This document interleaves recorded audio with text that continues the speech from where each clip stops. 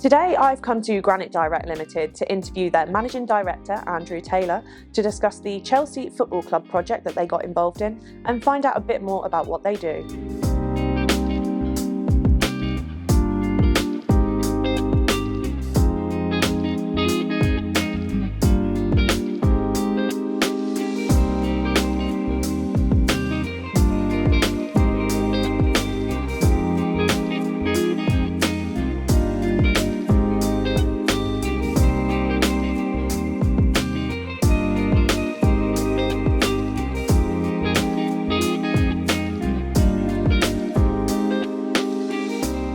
Thank you for taking the time out of your day to speak with us today, Andrew. My pleasure. Tell us a bit about Granite Direct and what it is that you do. We're a family-run and owned fabricator. We've been established in 2007, specialising in the fabrication of bespoke natural stone mainly, but we work a lot with porcelains, terrazzos and quartz also. We're here today to talk about the Chelsea project. Tell us how you got involved in it. So I'd love to give an elaborate answer, but it was through a regular client who we do a lot of work for, a main contractor and joinery company. Been really happy with our work over the years on lots of other projects we've been involved in, so they gave it to us. Were they also the ones that got you involved in work alongside Arsenal and the Spurs Stadium that you've also worked on? So no, the work we did at Tottenham and Arsenal were both through other joinery and architectural companies. Same with the work we did at Charlton. So it seems that you're the go-to for football clubs. Is there anyone else we're going to see your work at? So Crystal Palace, maybe Enfield Town? Oh, I'd love to say so. I'm not sure it's in the budget of Enfield Town, even if we do sponsor them. Yeah, listen, we're always open to doing more bespoke, exciting and commercial work. Whether we're the go-to, I'm not too sure, but we'd like to have our name in the hat. So what materials were used for the Chelsea project and why were those materials selected? Yeah, so on the two main 360 bars, which were the main features of the VIP area, it was a resin-based terrazzo, and in the concessions, it was a quartz. Do you think that the material that was selected for, upkeep and maintenance reasons, obviously with it being a bar area? So both being resin-based, they're quite durable. I think they were mainly concerned with the aesthetic. Obviously, we give our customers advice and try and guide them. However, for the most part, if a designer specifies something, we go with it. How long did this project take? So from time of being sent the project to it being signed off, there was probably over a year. For the majority of that, it's a very big project, so there's lots of stuff to go through, lots of discussions to be had. With the amount of material used, obviously getting that produced beforehand, shipped over, that took quite a while. On the job itself, the fabrication side took a long time because the main feature of this terrazzo bar is that it's got a 600mm sharp nose finish on a 360 round bar. So where that was all fabricated and pieced together in the factory, we then had to transport over 100 pieces in L shapes to site. So that was a challenge in itself, but it all got there and it reduced the amount of work to be done on site. Did you find that other things that were going on at the site hindered your ability to get the job done in time? Always. For anyone who's ever worked on a site knows you're working around 100 other people. Electricians tend to be the worst. They like to stand on your worktops to hang lights while you're fitting them. Same with decorators. They're not too bothered. You leave, you come back, there's paint over the worktops. That's just how it goes when you're on these big prestigious projects.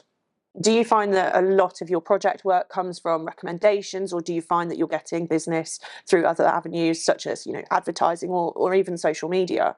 So we have started putting more time into our social media. However, a lot of our work that we've got in the pipeline and that we've done A lot of it is from recommendations, repeat users, people who we know and we've worked with for a long time, or people who they know and have recommended them to us. Sometimes where we're working on a big project and there's multiple architectural firms or joinery firms on that job, they will know us from that job. They'll see what we've done there. They've been impressed by the way we handle ourselves on site and the work we've done. So they come back to us when they next need us. You said at the beginning of the interview that you do a lot of bespoke work, obviously with natural stone, things like that.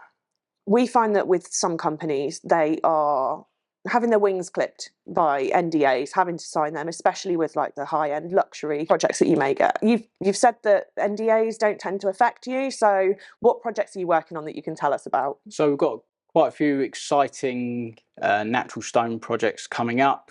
We're currently doing work in Westfields in Shepherd's Bush. There's several restaurants which are under renovation, which are quite high volume in stone. The Royal Marsden Hospital, we've got a contract to do some work there. So there are a couple which are coming up in the next 2 to 3 months. So the Chelsea project, obviously you said it was a resin-based terrazzo. Which is your preferred material? Is it engineered or is it natural? Natural all day. If I could only sell marble, that is what we'd do, but it's not what the market dictates currently. Why is it that you prefer natural? It's beautiful. It's 100%. It's very nice to work with.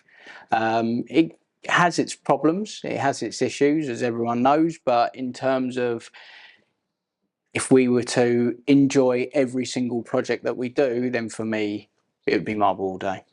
If the Chelsea project had been specified in marble, would it have been something you could have completed, like the 360 bar with the 600 shark nose edges? Would that have been something you could have done? Yeah, 100%. It would have been something we could do, just using different techniques to what we used on the terrazzo. You know, we've got a job coming up next year where it is CNC'd from blocks because they want a curved frontage.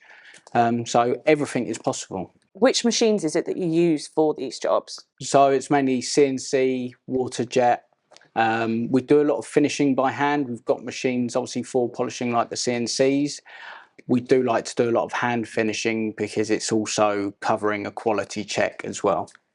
You said that it's a family-run business. Who have we got in the family? So it's myself and my father. He started the business in 2007. Comes from a kitchen background. He retired 7-8 years ago, so he's got the luxury of living abroad now. He still has some involvement. We talk on a regular basis, but he's quite happy to let me get on and take the business forward. So do you think you would have got into fabricating if it wasn't for your dad? No. So I left school and went and worked elsewhere whilst working here on weekends. And then I got roped into working here in reality, and I don't regret it. I enjoy what I do. If you don't enjoy what you do, I feel a lot of the time you're wasting your life. So with it being a family business, and obviously you took over from your dad, does that mean you've got little Andrews coming along to take over, or are you having to source staff elsewhere? So I've got my 9-year-old son. Whether he's going to be interested or not is yet to be known. At that age, he still thinks he's going to be a footballer. As his football coach, I've told him maybe start looking towards the stone industry. So I'm going to leave it entirely up to him. Well, as difficult as it has been as a Spurs fan to talk so much about Chelsea today, I just wanted to say thank you very much for your time and for sharing the info on the project. My pleasure.